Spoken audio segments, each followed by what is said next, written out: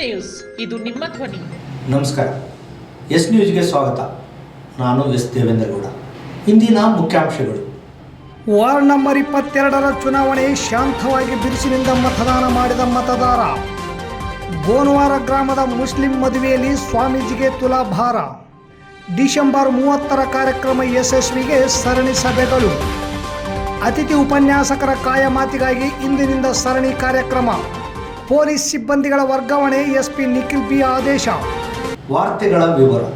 22ನೇ ವಾರ್ಡಿನ ಸದಸ್ಯ ಮುನೀರ್ ಪಾಷಾ ನಿಧನರಾದ ಕಾರಣ ಇಂದು ಚುನಾವಣೆ ನಡೆಯುತ್ತಿದ್ದು, ದಿವಂಗತ ಮುನೀರ್ ಪಾಷಾ ಅವರ ಪತ್ನಿ ಹಮೀದಾ ಬೇಗಂ ಕಾಂಗ್ರೆಸ್ ಪಕ್ಷದಿಂದ ಸ್ಪರ್ಧಿಸಿದ್ದು, ಜೆಡಿಎಸ್ನಿಂದ ಮೆಹಬೂಬ್, ಬಿಜೆಪಿಯಿಂದ ಮಲ್ಲಿಕಾರ್ಜುನ್, ಎಸ್ಡಿಪಿಐಯಿಂದ ಅಬ್ದುಲ್ ರೆಹಮಾನ್ ಸಾಬ್ ಅಭ್ಯರ್ಥಿಯಾಗಿ ಚುನಾವಣೆಯಲ್ಲಿ ಸ್ಪರ್ಧಿಸುವ ಮೂಲಕ ತಮ್ಮ ಅದೃಷ್ಟ ಪರೀಕ್ಷೆ ಒಡ್ಡಿದ್ದಾರೆ. ಜೆಡಿಎಸ್ ಹಾಗೂ ಕಾಂಗ್ರೆಸ್ ಪಕ್ಷದ ಅಭ್ಯರ್ಥಿಗಳ ಮಧ್ಯೆ ಜಿದ್ದಾಜಿದ್ದಿ ಏರ್ಪಟ್ಟಿದೆ. ಬಿಜೆಪಿ ಅಭ್ಯರ್ಥಿ ಹಾಗೂ ಎಸ್ಡಿಪಿಐ ಇಲ್ಲಿ ಆಟಕ್ಕುಂಟು ಲೆಕ್ಕಕ್ಕಿಲ್ಲ ಎನ್ನುವಂತಾಗಿದೆ. ಮುನೀರ್ ಪಾಷಾ ಅವರ ನಿಧನರಾದ ಕಾರಣ ಅವರ ಪತ್ನಿ ಚುನಾವಣೆಗೆ ನಿಂತಿದ್ದು, ಅವರ ಪರ ಅನುಕಂಪದ ಅಲೆ ಇದ್ದರೆ, ಮತ್ತೊಂದು ಕಡೆ ಜೆಡಿಎಸ್ ಅಭ್ಯರ್ಥಿಯಾದ ಮೆಹಬೂಬ್ ಅವರು ಈ ಹಿಂದಿನ ಕೆಲಸ ನೋಡಿ ಮತ ಚಲಾಯಿಸಲು ಮತದಾರರ ವಿಚಾರ ಮಾಡುತ್ತಿದ್ದಾರೆ. ಅಭ್ಯರ್ಥಿಗಳ ಗೆಲುವಿಗಾಗಿ ಮಾಜಿ ಮಂತ್ರಿಯಾದ ವೆಂಕಟರಾವ್ ನಾಡಗೌಡ ಹಾಗೂ ಕಾಂಗ್ರೆಸ್ ಅಭ್ಯರ್ಥಿಯ ಪರವಾಗಿ ಪಂಪನಗೌಡ ಬಾದಲಿಯವರ ನೇತೃತ್ವದಲ್ಲಿ ಅಬ್ಬರದ ಪ್ರಚಾರ ಮಾಡಿದರೆ, ನಾವೇನು ಕಮ್ಮಿ ಇಲ್ಲ ಎನ್ನುವಂತೆ ಬಿಜೆಪಿಯ ಮುಖಂಡರಾದ ಕೆ ಕರಿಯಪ್ಪ ಬಿರುಸಿನ ಪ್ರಚಾರ ಮಾಡಿದ್ದರು. ಒಟ್ಟು 1721 ಮತದಾರರು ಇದ್ದು, ಇದರಲ್ಲಿ ಮುಸ್ಲಿಂ ಸಮುದಾಯದ ಮತದಾರರು ಹೆಚ್ಚಿನ ಸಂಖ್ಯೆಯಲ್ಲಿದ್ದಾರೆ. ಇದರಿಂದ ನಮ್ಮ ಅಭ್ಯರ್ಥಿ ಗೆಲುವು ಗ್ಯಾರಂಟಿ ಎಂದು ಕಾಂಗ್ರೆಸ್ ಪಕ್ಷದ ಮುಖಂಡರು ವಿಶ್ವಾಸ ವ್ಯಕ್ತಪಡಿಸಿದರೆ, ಹಿಂದಿನ ನಮ್ಮ ಪಕ್ಷದ ಅಭ್ಯರ್ಥಿ ಮಾಡಿದ ಅಭಿವೃದ್ಧಿ ಕೆಲಸಗಳನ್ನು ನೋಡಿ ಜನರು ನಮಗೆ ಮತ ಹಾಕುತ್ತಾರೆ ಎನ್ನುವ ಆಸೆ ಜೆಡಿಎಸ್ ಮುಖಂಡರು ಹೊಂದಿದ್ದಾರೆ. ನಗರದ ಸೇವಾ ಭಾರತಿ ಶಾಲೆಯಲ್ಲಿ 2 ಮತಗಟ್ಟೆ ಕೇಂದ್ರಗಳನ್ನು ಮಾಡಿದ್ದು, ಮತದಾರರು ಆಸಕ್ತಿಯಿಂದ ಮತದಾನ ಮಾಡುವುದು ಕಂಡುಬಂತು. ಮುಕ್ತಾಯಕ್ಕೆ 1150 ಮತದಾನವಾಗಿದ್ದು, ಯಾರ ಪಾಲಿಗೆ ಅದೃಷ್ಟ ಒಲಿಯಲಿದೆ ಎಂದು ಇಂದು ಮತದಾರ ನಿರ್ಧಾರ ಮಾಡಿ ಆಗಿದೆ. ನಮ್ಮ ನಾಡೇ ಹೀಗೆ ಸದಾ ಐಕ್ಯತೆಯಿಂದ ಬದುಕಲು ನಮ್ಮ ಹಿರಿಯರು ಹೇಳಿ ಹೋಗಿದ್ದಾರೆ. ಇಲ್ಲಿಯ ಮೊಹರಂ ಹಬ್ಬ, ಉರುಸುಗಳಲ್ಲಿ ಎಲ್ಲರೂ ಭಾಗವಹಿಸುತ್ತಾರೆ. ಅಲ್ಲಿ ಹಿಂದೂ ಮುಸ್ಲಿಂ ಎನ್ನುವ ಭೇದ ಭಾವವಿಲ್ಲ. ಇದರ ಮುಂದುವರೆದ ಭಾಗವೇ ಇಂದು ಗೋನವಾರ ಗ್ರಾಮದಲ್ಲಿ ಕಂಡುಬಂದಿದೆ. ಮುಸ್ಲಿಮರ ಮದುವೆಯಲ್ಲಿ ಸ್ವಾಮಿಯೊಬ್ಬರಿಗೆ ಮುಸ್ಲಿಂ ಕುಟುಂಬದಿಂದ ತುಲಾಭಾರ ಮಾಡಿದ್ದು ಸಾರ್ವಜನಿಕರಲ್ಲಿ ಭಾರೀ ಮೆಚ್ಚುಗೆಗೆ ಪಾತ್ರವಾಗಿದೆ. ಸಿಂಧನೂರು ತಾಲೂಕಿನ ಗೋನವಾರ ಗ್ರಾಮದ ಚಾಂದ್ಬಿ ಅಶನ್ ಸಾಬ್ ಮುಲ್ಲಾರ್ ಕುಟುಂಬದ ಮದುವೆ ನಂತರ ಮಾಡುವ ವಲಿಮಾ ಕಾರ್ಯಕ್ರಮದಲ್ಲಿ ಮಾನ್ವಿ ತಾಲೂಕಿನ ಕರೆಗುಡ್ಡ ಗ್ರಾಮದ ಮಹಂತೇಶ್ವರ ಮಠದ ಮಹಂತಲಿಂಗ ಸ್ವಾಮೀಜಿಯ 33ನೇ ತುಲಾಭಾರ ಕಾರ್ಯಕ್ರಮವನ್ನು ಮುಸ್ಲಿಂ ಕುಟುಂಬದವರು ಮಾಡಿದರು. ಗೋನವಾರ ಗ್ರಾಮದ ಶಬೀನಾ ಬೇಗಂ ಹಾಗೂ ಅಬ್ಬಾಸ್ ಅಲಿ ಇವರ ಮದುವೆ ನಡೆಯಿತು. ಮದುವೆಯ ನಂತರ ವಲಿಮಾ ಕಾರ್ಯಕ್ರಮದಲ್ಲಿ ಮಾನ್ವಿ ತಾಲೂಕಿನ ಕರೆಗುಡ್ಡ ಮಹಂತೇಶ್ವರ ಮಠದ ಮಹಂತಲಿಂಗ ಸ್ವಾಮೀಜಿಗೆ ತುಲಾಭಾರ ಮಾಡುವ ಮೂಲಕ ಮುಸ್ಲಿಂ ಕುಟುಂಬ ಸಮಾಜಕ್ಕೆ ಭಾವೈಕ್ಯ ಸಂದೇಶ ಸಾರಿದೆ. ಮಹಂತ ಸ್ವಾಮೀಜಿಯ ನಂತರ ಗಫೂರ್ ತಾತಗೂ ಸಹ ಇದೇ ಸಂದರ್ಭದಲ್ಲಿ ತುಲಾಭಾರ ಮಾಡಲಾಯಿತು. ಗ್ರಾಮದ ಗಣ್ಯರು, ರಾಜಕೀಯ ಮುಖಂಡರು ಈ ವಲಿಮಾ ಹಾಗೂ ತುಲಾಭಾರ ಕಾರ್ಯಕ್ರಮದಲ್ಲಿ ಭಾಗವಹಿಸಿದ್ದರು. ಡಿಸೆಂಬರ್ 30ರಂದು ವಿವಿಧ ಅಭಿವೃದ್ಧಿ ಕಾಮಗಾರಿ ಉದ್ಘಾಟನೆ ಹಾಗೂ ಸರ್ಕಾರಿ ಪದವಿ ಮಹಾವಿದ್ಯಾಲಯದ ಸುವರ್ಣ ಮಹೋತ್ಸವದ ಕಾರ್ಯಕ್ರಮದಲ್ಲಿ ಭಾಗವಹಿಸಲು ಆಗಮಿಸುತ್ತಿರುವ ಸಿಎಂ, ಡಿಸಿಎಂ ಹಾಗೂ ಸಚಿವರು ಸೇರಿದಂತೆ ಸಂಸದರು, ಶಾಸಕರು ಭಾಗವಹಿಸುತ್ತಿರುವ ಈ ಕಾರ್ಯಕ್ರಮ ಯಶಸ್ವಿಗೆ ಶಾಸಕರಾದ ಹಂಪನಗೌಡ ಬಾದರ್ಲಿಯವರು ಸಂಘ ಸಂಸ್ಥೆಗಳ, ಖಾಸಗಿ ಹಾಗೂ ಸರ್ಕಾರಿ ಕಾಲೇಜು ಮುಖ್ಯಸ್ಥರ ಸಭೆ ನಡೆಸಿದರು. ಇಂದು ಬೆಳಗ್ಗೆ 11 ಗಂಟೆಗೆ ಸಂಘ ಸಂಸ್ಥೆಗಳ ಸಭೆ ಸ್ತ್ರೀ ಶಕ್ತಿ ಭವನದಲ್ಲಿ ನಡೆಯಿತು. ಸಭೆಯಲ್ಲಿ ತಾವು ಕೈಗೊಂಡಿರುವ ಶಿಕ್ಷಣ, ಆರೋಗ್ಯ, ನೀರಾವರಿ ಹಾಗೂ ರಸ್ತೆ ಕಾರ್ಯಗಳ ಕುರಿತು ವಿವರಿಸುತ್ತಾ 31 ವಿವಿಧ ಕಾಮಗಾರಿಗಳಿಗೆ ಚಾಲನೆ ಮತ್ತು ಸರ್ಕಾರಿ ಪದವಿ ಕಾಲೇಜಿನ ಸುವರ್ಣ ಮಹೋತ್ಸವದ ಉದ್ಘಾಟಿಸಲು ಆಗಮಿಸುತ್ತಿರುವ ಸಿಎಂ, ಡಿಸಿಎಂ ಸಚಿವರ ಕಾರ್ಯಕ್ರಮಗಳಲ್ಲಿ ಎಲ್ಲರೂ ಭಾಗವಹಿಸುವಂತೆ ಮನವಿ ಮಾಡುವ ಜೊತೆಗೆ ಸಂಘ ಸಂಸ್ಥೆಗಳ ಮುಖಂಡರ ಸಲಹೆ ಕೇಳಿದರು. ಲಕ್ಷ್ಮೀ ಪತ್ತಾರ್, ಶಾಂತನಗೌಡ ಜಾಗೀರ್ದಾರ್, ಎನ್ ರಾಮನಗೌಡ, ಪಂಪಯ್ಯ ಸ್ವಾಮಿ ಶಾಲಿಮಠ್, ಎಸ್ ದೇವೇಂದ್ರಗೌಡ, ಹುಸೇನ್ ಸಾಬ್ ಸೇರಿದಂತೆ ಅನೇಕರು ನಗರದ ಅಭಿವೃದ್ಧಿಗಾಗಿ ನಗರದ ಸಮಸ್ಯೆ, ಶಿಕ್ಷಣ, ಆರೋಗ್ಯ ಇಲಾಖೆಗಳ ಸಮಸ್ಯೆ ಈಡೇರಿಸಲು ಸಲಹೆ ನೀಡುತ್ತಾ 30ರ ಕಾರ್ಯಕ್ರಮದಲ್ಲಿ ಭಾಗವಹಿಸುವುದಾಗಿ ತಿಳಿಸಿದರು.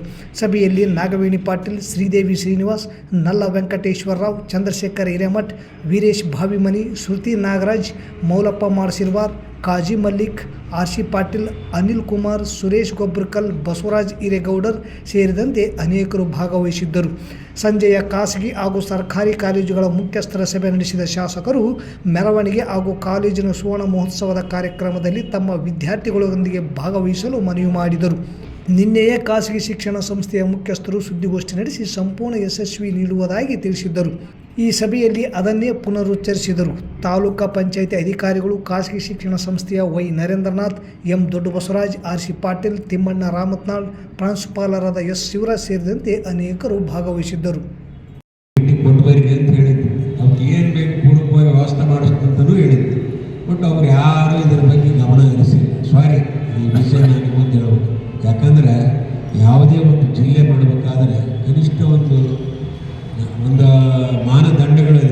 ಮೊದಲನೇದು ಜನಸಂಖ್ಯೆ, ಎರಡನೇದು ಜಿಯೋಗ್ರಫಿಕಲಿ ಒಟ್ಟು ಭೂಮಿ ಕ್ಷೇತ್ರ, ಮೂರನೇದು ಬೇರೆ ಬೇರೆ ಬೇರೆ ಡೆವಲಪ್ಮೆಂಟ್ ಆ್ಯಕ್ಟಿವಿಟೀಸು, ಪಾಪ್ಯುಲೇಷನ್ನು, ತಲಾ ಆದಾಯ, ಇವೆಲ್ಲ ಕನ್ಸಿಡರೇಷನ್ ಬರ್ತಾವೆ.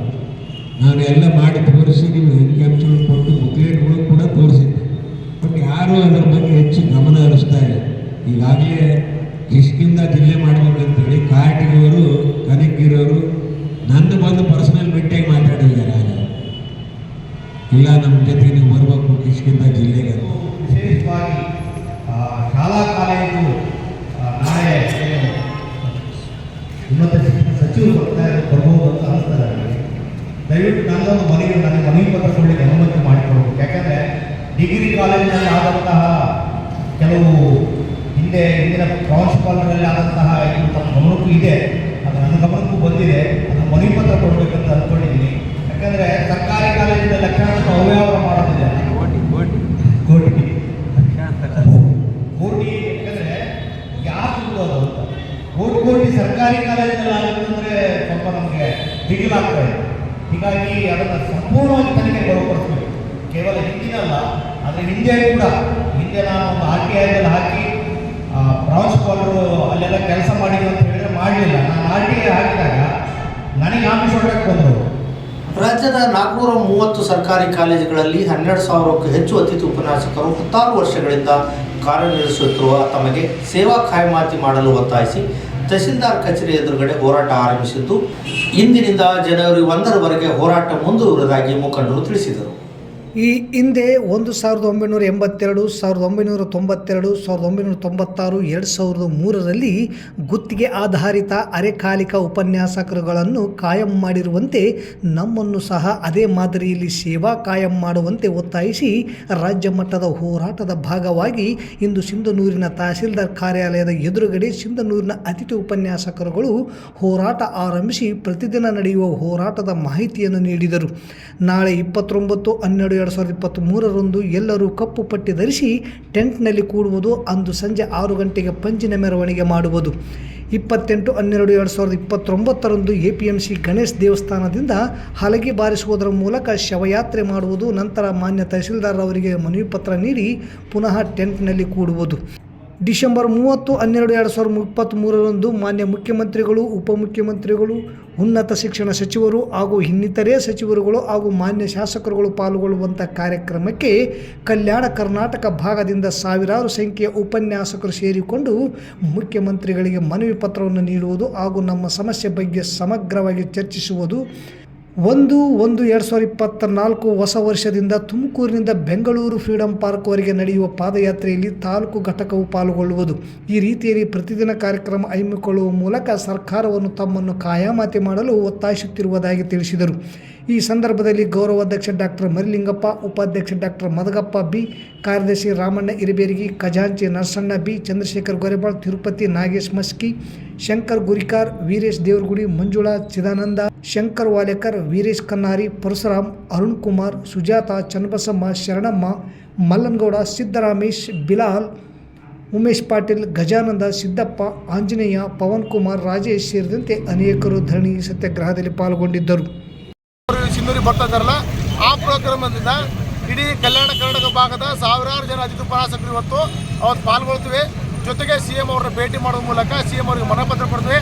ಆದಷ್ಟು ಬೇಗ ನಮ್ಮ ಸಮಸ್ಯೆ ಇತ್ಯರ್ಥ ಮಾಡಿ ನಾವು ಸುಗಮವಾಗಿ ತರಗತಿ ನಡೆಸಿಕೊಳ್ಳಲಿಕ್ಕೆ ಅವಕಾಶ ಮಾಡಿಕೊಡಬೇಕು. ಯಾಕಂದರೆ ಅಲ್ಲಿ ನಮಗೂ ಕೂಡ ಒಂದು ಆತಂಕ ಇದೆ.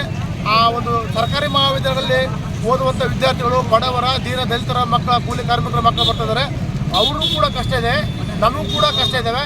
ಆ ಕಾರಣಕ್ಕೋಸ್ಕರ ನಮ್ಮನ್ನು ಕಾಯಮಾತಿ ಮಾಡೋದ್ರ ಮೂಲಕ ಬಡ ಮಕ್ಕಳ ಒಂದು ವಿದ್ಯಾಭ್ಯಾಸಕ್ಕೆ ಕೂಡ ಅನುಕೂಲ ಮಾಡಬೇಕು ಅನ್ನೋದನ್ನು ಈ ಮೂಲಕ ನಾವು ಸರ್ಕಾರನ ಒತ್ತಾಯ ಮಾಡ್ತಾ ಇದ್ದೇವೆ.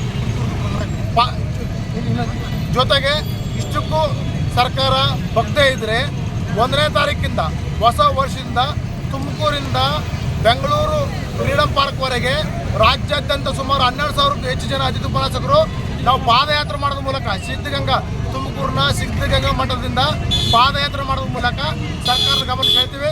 ಜೊತೆಗೆ ಆ ಪಾದಯಾತ್ರೆಯಲ್ಲಿ ಬರೇ ಉಪನ್ಯಾಸಕರಷ್ಟೇ ಅಲ್ಲದೆ ವಿದ್ಯಾರ್ಥಿ ಸಂಘಟನೆಗಳು, ವಿದ್ಯಾರ್ಥಿಗಳು, ಪ್ರಗತಿಪರ ಮುಖಂಡರು, ರೈತ ಮುಖಂಡರು, ಕರ್ನಾಟಕ ರಕ್ಷಣಾ ವೇದಿಕೆ, ಇನ್ನೂ ಅನೇಕ ವೇದಿಕೆಗಳು ಅಥವಾ ಸಂಘಟನೆಗಳು ನಮ್ಮ ಜೊತೆಗೆ ಬರ್ತಾರೆ. ಅದ್ರ ಮೂಲಕ ನಮ್ಮ ಗೆಲುವು ಸಾಧಿಸ್ತೀವಿ ಅನ್ನೋದ್ರ ಮೂಲಕ ನಾವು ಅವತ್ತು ಓಟವನ್ನು ಹಮ್ಮಿಕೊಂಡಿದ್ದೇವೆ.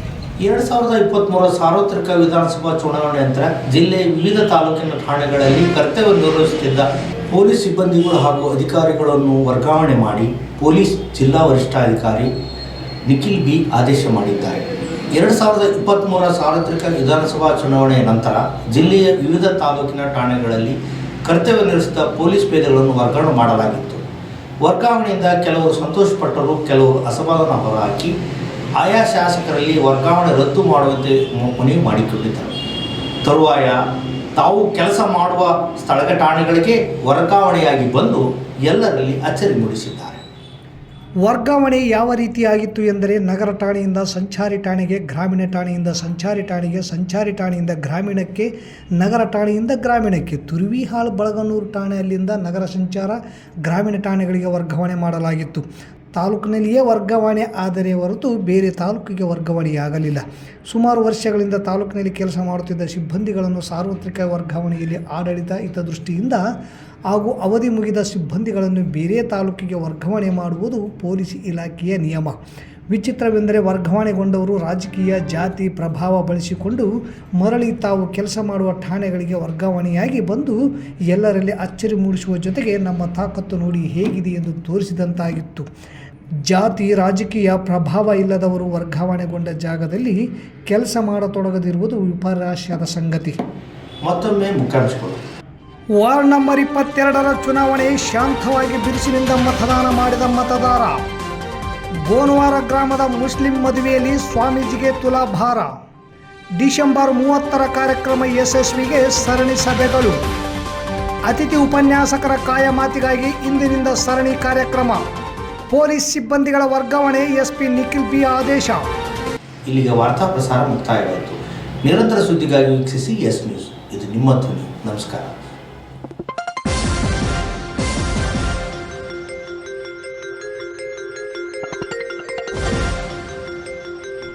ಎಸ್ ನ್ಯೂಸ್, ಇದು ನಿಮ್ಮ ಧ್ವನಿ.